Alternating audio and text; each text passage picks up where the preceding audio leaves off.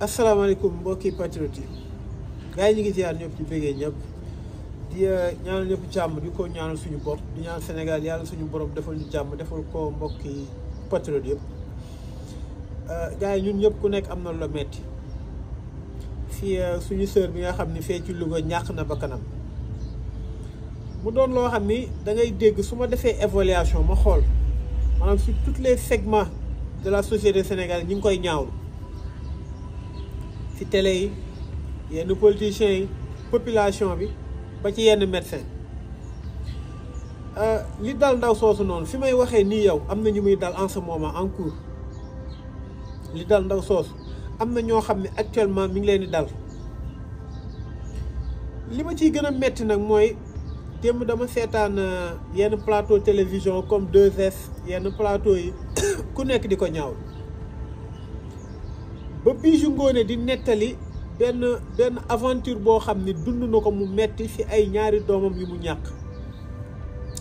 mais boobu ba léegi journaliste yi yëpp di wax lan lañ ci def pour loolu jeex bala maa wax ci médecins yi ak ñoom ak politiciens ak yooyu damay wax ci la presse d'abord Bijou Ngoné nga dund loo xam ni lu metti la man bi ma ko déggee man wax dëgg yàlla dama lay yërëm franchement j'avais beaucoup de compassion dama jur envers sa personne le fait que mu perde ay doomam ci noonu mu nekk benn prise en charge médicale boo xam ni joxuñu ko ko mais qu'est-ce qu'il a fait après ça wala d'une manière ultérieure bi mu demee ban toog télé nekk porteur de voix di wax nit ñi di ko dégg il a choisi Pawlish Mbaye au lieu muy wax ci loolu il a choisi Ouzin Keita il a choisi ay Kounkandé il a choisi ay ñoo xam ne nee nañ dañuy fétis mu leen indi ci télé bi chaque semaine mu préféré ñoo xam ne amuñu lu ñuy dollil population sénégalaise lu dul insolence réewande wax ju ñaaw ak dof-doflu kon tu as ta part de responsabilité nit nag loolu dal la xool ci sa bopp parce que yàlla suñu borom pour man nit ki lu ko dal su xoolee boppam mu gis maanaam la source même du mal qu'il subit da koy gis ci saase bu fekkee nit nga kon tey j'espère que loolu di nga ci jàng ba xool plateau télévision yëpp seen temps way lañ ciy teg ay rubrique yoo xam ne amul kenn njariñ propagande ay politiciens en particularité pouvoir bi wala di jël ay dof teg leen au détriment ñi nga xam ni ñoo war a wax li jariñ askan bi kon Bijou Ngoné exemple laa jël ci yow c'est valable pour tous les autres journalistes et animateurs et animatrices yi nga xam ni ñi ngi ci télé yi di ñu wan ay caaxaan li may wax nag mooy pendant ce temps may wax yow am na ñuy subir ay injustices dans les hôpitaux am na ay jigéen yoo xam ni accouché nañ d'une manière yoo xam ni ci anam yoo xam ni kenn mënu la ko wax ba ñu am seen doom dem seen kër une semaine après doom ya dee ñu teg ko ci loxoy yàlla fekk assistance bi nga xam ni def nañ leen ko dafa am ay manquements yoo xam ni dafa doy waar ba ñooñu dafa aboutir maanaam à la perte de leur progéniture wala même à la perte de leur propre vie c'est extraordinaire sénégalais dara indigné wu ko lu ñëw la ñu teg ko ci loxo yàlla yàllaa ko dogal yàllaa la ko joxoon yàllaa ko jël fii Dieu libre de l'homme c'est de sa pensée yàlla fenn léegi la libéré nit muy xalaatam moo waral mu teg ay yoonam soo rey nit ñu rey la su doon yàlla lu nekk moo ko def kon soo reyee nit kenn du la rey dañ naan yàlla la soo sàccee ñu dagg sa loxo su doon yàlla moo ñu bàyyi lépp yàlla la kon soo sàcc yàlla du bind ci alxuraan ku sàcc dagg leen loxoom su doon loolu kese la góor jigéen ñi ñuy xeex yàlla ne lii mooy seen kii dañ leen war a takk seen bët sol leen ci saaku teg leen bàyyi leen ñu wadd fii fu gudd su doon loolu kese la kon bu ñu jël ku njaalu ñu war ko lapider yàlla wax ko ñu war ko suul di ko dóor ay xeer bàyyi leen lu nekk ngeen indi ci yàlla yàlla dafa teg ay yoonam lu nit mën yàlla du ko defal yàlla bi muy sàkk àddunaam suuf rek la woon ak ndox waaye li tax Amérique ak Sénégal wute ay nit ñoo ko tabax ay nit ñoo am volonté de construire quelque chose de solide li tax soo feebaree Amérique da ngay dee ni yow rek yaay patient. ay nit ñoo dem ba xam ne nit dafa am solo ñun ñu doon ay jullit ay nit gën ñu xam ni yàlla suñu borom doomu aadama la gën a fonk ñu koy wax nag waaraatekat yaa ngi koy wax prêcheur yaa ngi ko imam yaa ngi koy wax ñu nekk ci télé yi nekk ay homme religieux di ko wax waaye dans les actes defuñu ko parce que nag ñàkk fonk doomu aadama fi mu commencé ci côté société bi yëpp la tey da ngay dem sa kër da ngay dem sa sëriñ soo amul xaalis fonk la bëri na ci soo amul xaalis borom oto bi ñëw la bëkk néegi di dugal nga jël politicien boo xam ni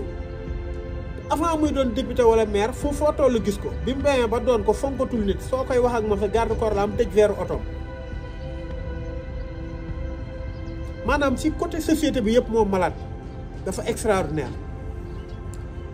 ci côté médecin yi wax dëgg yàlla bala maa ñëw ci état bi wala responsable de nos gouvernants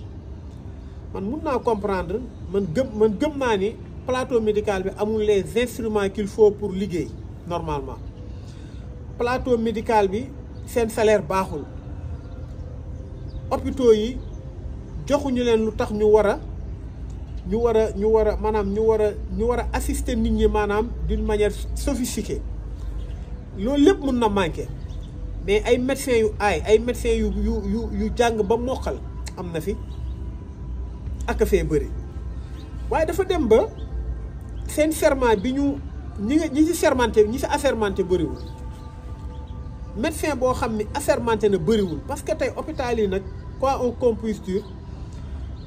dafa am ñi nga xam ne ñoo dem ba nekk fa hôpital ba nekk ay relève war a guddi war fee nekk wala médecin bi génn ñu kii ko am na si ñoo xam ni balekat lañu woon dem ba yàgg fa ñu def leen def leen formation accélérée nga gis ñoo xam ne dañuy piqûre te ils sont pas li ñu leen war mooy médecin mooy ñëw na ko waaye affaire yomb na nii ngay def rëdd fii jël fu vide bi piqûre fa nga gis sage-femme yoo xam ni dañ doon nettoyer maternité di jàppale des fois su fa kenn ne ko ñuy jàppale sage-femme bi dem ba sage-femme ne gis nga mettiwul nii ngay def nee ngay def ñu toog te amuñu benn niveau boo xam ne ils ont atteint aucun niveau boo xam ne mun nañ exercer loolu. nga gis médecin muy médecin Sénégal muy sage-femme amuñu respect ci nit ñaata yoon ngay dem hôpital ngay dem hôpital soo ñëwee nga dugg ñëw 6 heures du matin rang ba midi médecin chef bi ñëw wala docteur bi ñëw su ñëwee war a consulter ba 3 heures génnaat sol blouse am na bis boo xam ne ki ma àndal dafa ni médecin bi yow ñu ngi fi toog soo ba léegi di rang ngay dem mu ne non dafa am lu urgent lu ma war a am du fu mu war a dem mu bàyyi fa nit ñi te ay cas yooyu daf fi bëri ba pare Macky Sall gouvernement am ñu teg ci seen bët population teg seen bët te mënuñ ci dara te ñi ko war a faj mënuñu ko faj médecin boobu fan lay dem fi muy dem mooy dafa am yeneen clinique fa lay dem nga jël un médecin boo xam ni santé publique moo tax la prêter serment santé publique ñu koy fay chaque weer mu am 3 clinique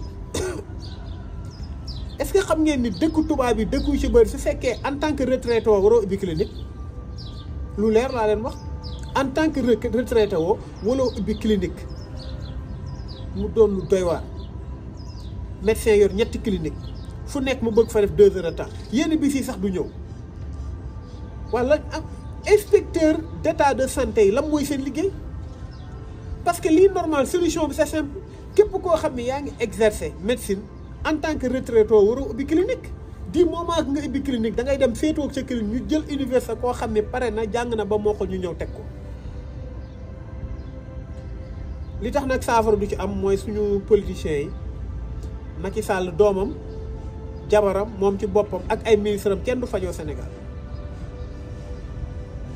insolence bi am ci maternité yi da nga koy xool da nga koy dem di ko gis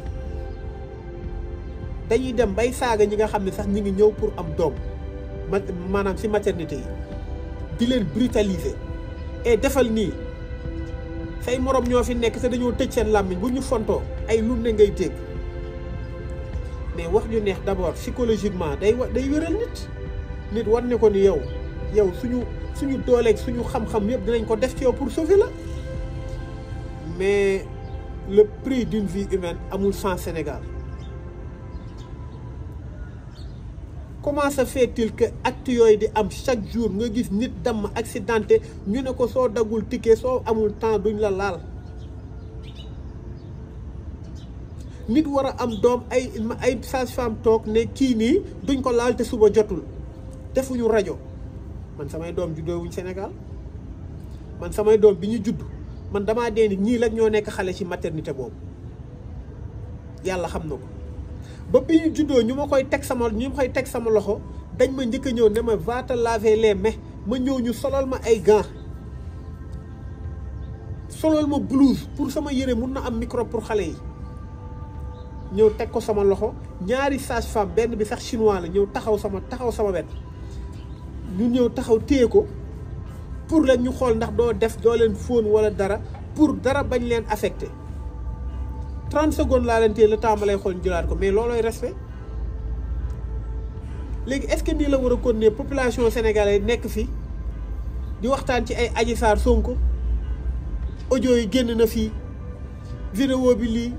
nii la ko laale nee la ko laale nee la ko def pendant ce temps en ce même moment ay nit ñi ngi accidenté fi may waxee ak yow nii laa la wax xam ngeen li ma ay nit ñi ngi accidenté seen tànk ñu teg leen fa tànki dem ba neewi déformé parce que amuñu xaalis nit mi ngi war a am doom ñu war lal ko ci basang parce que sage-femme bi amul jot mi ngi nekk ci leneen ay nit xëy nañ fajar tey hôpital boo dem xëy fajar ba midi toog di xaar médecin chef yi ñëw def consultation 20 personnes jëlaat blouse am ak kiyam taal otom dem ci ay clinique am mais lu yomba saafara loolu gisuma ko mu gën a yomba saafara pourtant Sénégal am na ay jeunes yoo xam ne ñu ngi université jàng ba ne ar kenn jëlu leen suñu demee ba war a jël def recrutement sanitaire ci santé bi politicien bu nekk day am quota ah saa waay jox ma 10 kee jox ma 15 nga gis benn médecin bu nekk hôpital nee na am na ñoo xam ne indi nañ leen fa ay enseignants lañ am na ñoo xam ne indi leen fa poste lañ jóge directement ñëw ñu war leen former pendant ce temps université ñi fa nekk ñu ngi toog ci chômer ban Sénégal lañ nekk. li am yëpp nag ñun suñu faute la ñun population bi ñun ñoo ñàkk fayda parce que dañuy fay impôt lu cher pour def ko ci santé pour def ko ci éducation pour def ko ci mbay mi pour def ko suñu parti impôt ji Macky Sall di ko jëfandikoo pour ay bien pour ay maanaam li nga xam ne moom lay jëfandikoo 8 milliards la am budget par an Macky Sall ñaata milliards mooy dugg assemblée nationale ñaata milliards dañuy yàq ci train de vie de l'État pendant ce temps ay nit ñi ngi dee ba léegi ci hôpital yi 90% patients yi dugg hôpital du docteur moo leen faj 10% wala 1% ñoo ci am moyen boo xam ni mais suma benn xarit dama leen koy nettali am na diabète tànk bi am problème nga gis diabète bi ni mu avancé woon ba tànk bi dem bay deñ ba ngay gis yax yi nga gis ñoo xam ni hôpital ñoo xam ni yu gën a ndaw yooyu lañ am ñu dagg seen tànk parce que 430 000 moo nekkoon intervention chirurgicale ci 430 000 yooyu à part da koy fay ñu téye ko yow yaay jëndal médicament sa bopp ordonnance dañ ay ordonnance bi gënoon ndaw c'était 38 000 ay 68 000 ba pare def na 4 analyses yoo xam bu ci nekk fay na minimum 70 000 il a gaspillé presque 2 millions koo xam ne mënu ko pour ñu mën kaa sauver pendant ce temps ki am góom bi gën a ndaw am diabète kooku dañ ko naan dañ koy dagg bala moo gën a avancé Sénégal li fam amul fenn te pourtant on paye pour notre santé publique pendant ce temps Macky Sall lu mu def il a inauguré un stade baax na à 150 milliards au lieu de 60 milliards jël terre boo xam ne 1200 milliards c'est du fumage politique ça veut dire que ñoom li leen intéressé mooy li nit ñi di gis li leen intéressé mooy seen partenaires étrangers ñi nga xam ne dinañ ko investir pour am Sénégal xaalis autoroute à péage pendant ce temps les routes urbaines doxul Sénégalais yi yeewu leen man li tax ma jël sama lépp jox ko Ousmane Sonko gëm ko parce que dama xam ni volonté bi nga xam ni moom la laaj pour lii yëpp saafaraw nekkul ci suñu politicien mais mi ngi ci Ousmane Sonko gën ëpp ñu xam-xam Ousmane Sonko dàq ñoo liggéey Ousmane Sonko c'est pas il n'a pas de plus beaux yeux que nous Ousmane Sonko léegi mais Ousmane Sonko dafa am loo xam ne daf ko am te moom la gars yi amul li leen wutale mooy bëgg bu mu bëgg réew bëgg a xañ boppam lépp Ousmane Sonko moo fi toog ne samay doom du ñu dem école privée parce que c'est la légalité chance loolu noonu la fa laa jaar samay doom suñu feebaree dama leen yóbbu ci hôpital yi kooku moom moo ko wax. waaye ñàkk reconnaissance weesuwul suñu médecins yi ak suñu sage-femme yi ñàkk du ñëpp nag am na ñu baax parce que exception bi mooy ñu baax y a un problème su fekkoon exception yi mooy li bon dañuy xam ni résidu mënul ñàkk ci dara lépp loo gis am na ay résidu am na lu bon mais exception bi mooy docteur bu baax tey policier soo tasee policier tey mu waxtaan ak yow naïvement wax la droit ne la léegi lii mooy yoon bi léegi lii contravention laa ñu ne soxla ma sax demal nga fay ko loolu exception la loolu mooy exception maanaam su demoon ba policier bu def lu bon def corruption ci télé bi loolooy exception ñu xam ne réussir nañ waaye la règle de la chose maanaam la cour normale des choses veut que un policier normalement su la jàppee daf la da nga ko war a raquette da nga ko war a jox temps la normale des choses veut que soo demee hôpital da nga war a dem clinique pour nga mun a faju clinique exception la war a doon ñu kon ne di waxtaan ci ay futilité di seetaan ay téléfilm amul benn télé bu la fiy génneel benn émission boo xam ni c'est basé pour nit ñi ubbi antenne pour nit ñi wax li leen metti ci santé bi pour docteurs yi taxaw di wax la mooy nan la war a def pour wér-gi-yaram pour dem ci hôpitaux yi di wane la mooy problème bi hôpital yu amul ndox pour dem ci hôpitaux yi xool patient bi la moo tax fajuñu ko mu am ay inspecteurs yoo xam ni au niveau des segments sanitaires Sénégal ñoo xam ñooy saytu loolu mu am ay sanctions mais comme dans un pays on fait pas d'évaluation xam nga président boo xam ne bu fonkul dund doomu aadama parce que su fekkee rey nañ ay Bachirou Gueye université ñu rey ay nit un peu partout amul évaluation tout dernièrement 14 personnes ñoo dee amul évaluation nga gis nit accidenté filmé boppam ne depuis suba maa ngi hôpital kenn fajuma amul enquête ci biir kon Sénégal il est malade de ses hommes politiques mais il est malade de sa population parce que futilité lañ gën a gëm que li nga xam ne mooy dund doomu aadama futilité boobu lañ gën a gëm su fekkoon tey wax nañ benn mbir parce que su fekkee tey corruption dérangé wuñu te corruption boobu xaalis boobu waroon dem ci santé bi politiciens ñëw di la baatare xaalis nga koy jël policiers yi ñëw jox la 10 000 nga koy jël yow mi ko jël 10 000 la jox nga dem hôpital bëgg a faju ñu ne la mënoo faju nga perte ci 50 000 nga xool 40 la mooy différence déficit bi 40 000 la nga war a xoolaat sa bopp xam ne yow doo nit da ngay xalaat li ñuy xeex nii yàlla xam ne ne pour ku peut faire li dal ndaw soosu nekk nekk xaw ma Binta la nekk Louga pour mu bañ ko dal moom la ñuy xeex Guy Marius Sagna yàgg na xeex loolu Guy Marius Sagna la mooy kii am mais c'est un agent sanitaire c'est un agent de santé de la santé publique bi mu demee hôpital Sédhiou di dénoncer li nga xam ne ñi ngi ko fay def di sàcc médicaments yi di ko jaay te moo am ci hôpital yëpp kit de santé yi nga xam ne gratuite la war a doon dañ la koy jaay ci hôpital yi ci hôpitaux yi Guy Marius Sagna bi mu dénoncé loolu dañ ko tàkk muté ko Guy Marius Sagna su ko ay médecins woowee pour am fuñ ko woowee pour ñu xeex dara xam nga médecin lan la ñuy xeex non système sanitaire bu ñàkk jom la ñu am ay médecins yu ñàkk jom la ñu am maa ngi du ñëpp nag sage-femme yi la même chose fu ñu jugee di marché wala fu ñu jugee di xeex pour dara xam nga lan la ñuy xeex seen salaire yi baaxul seen niveau seen maanaam seen situation d'existence au niveau des hôpitaux tout ça léegi mais jamais ñu xeex ne hôpital dafa war a subventionné ñi feebar pour ñëw ngaa prêter serment li ma wax rek mun naa accepter ngeen bañ a am salaire yu baax mun naa accepter ngeen bañ a kii mais vous devez être des sentinelles de la santé da ngeen war a doon ay soldats ni ngeen ko war a doonee mooy yéen ngeen def tout ba nit su ñëwee nit ki gënal leen seen bakkan bi loolu mooy quelqu'un qui a prêté serment noonu la wala mel un soldat bakkanam daf ko tayle pour sa famille bakkanam daf ko tayle pour sa patrie pour Sénégal dara bañ fee dugg lu ci bokkul médecin noonu la ñu war a posture boobu la ñu war a am ñu def tout ba nga xam ne lépp loo xam ne mi ngi Sénégal kuy feebar ku mu mënti doon wax dëgg yàlla ñu def tuuba tée la ba nga xam seen jëmm sa jëmm ji sax mooy gën seen jëmm loolu la médecin di def ëllëg yàlla moo lay fay waaye su fekkee lépp xaalis la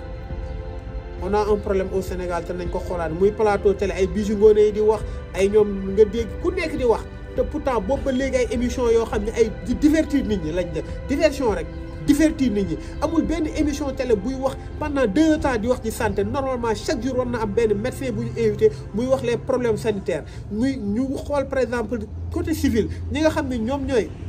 les syndicats de la santé ñuy xeexal ñi nga xam ne les patients mais loolu amul oh c'est dommage nag maa ngi gàttal vidéo bi parce que au moment may wax ni ay nit ñi ngi dee ci hôpitaux yi au moment ñuy wax ni ay nit ñi ngi génn di yalwaan pour mën a dugg jënd benn ticket au moment may wax am na ñoo xam ne ils se sont dañoo mujj nan lañ koy waxee sax dañoo mujj ils se sont pliés face à leur sort dañoo mujj dem seen kër tëdd di xaar dee c'est très ça donne envie de pleurer mais on n'a pas à pleurer on a juste à dénoncer ça te ku xool di nga gis dem nañ ci hôpital di ngeen gis mi ngi noonu kon médecins yi nañu gën a xam ni ku ci yor sa doom yóbbu ko école da nga naan enseignant bi na ko jàngal daf ko war a jàngal mu baax waaye ku ci yor sa patient nga koy def comme xar comme xaj pourtant nag gore woo leen parce que si école lañ leen yóbbu ay enseignants yoo xam ni de bonne foi jàngal leen lépp loo leen war a xam ngeen dugg université ñu leen di fay université dañ leen doon commencé fay 36 000 lañ leen di fay par weer soo demee deuxième cycle 36 000 nga dem ba di leen jàngal ngay lekk di naan ci kii te suñu contribuable la nga war a ñëw liggéey pour dimbali sa peuple nga taxaw di fay di rey ay vous êtes des assassins jigéen googu gaañu ak doomam xaw ma yéen ay sages-femmes yooyu ñoo ko rey et ils doivent être traduits en justice foog Sénégal am une évaluation de ce qui se passe de ces événements te chaque jour ça se passe au moment où je vous dis moo am te kenn du ci wax dara volonté politique am fi kon nañ leen ñaan yàlla nañ leen gën a mbokk patriote yi laay wax nañ leen gën a jaajuwaat lii jóge fi nañu jaral suñu bakkan pour sauver yeneen bakkan ki ma gis koo xam ne wóolu naa ko bis bu toogee lii day jeex muy Ousmane Sonko te yàlla na ko yàlla def président gars yi ñu ngi ziar ñëpp ci biggéey ñëpp di ñaanal ñëpp ci jàmm.